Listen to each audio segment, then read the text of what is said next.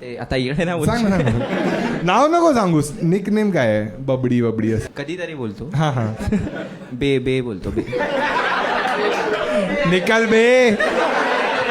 जर बेच्या बाबांना कळलं की तुमचा हा सीन चालू आहे, हायपोथेटिकल प्रश्न आहे, ठीक आहे, आणि बेच्या बाबांनी तुला घरी बोलवलं आणि म्हणाले चिन्मय माझ्या मुलीच्या आयुष्यातनं निघून जायचं आणि हा चेक आहे 1 करोड रुपयाचा.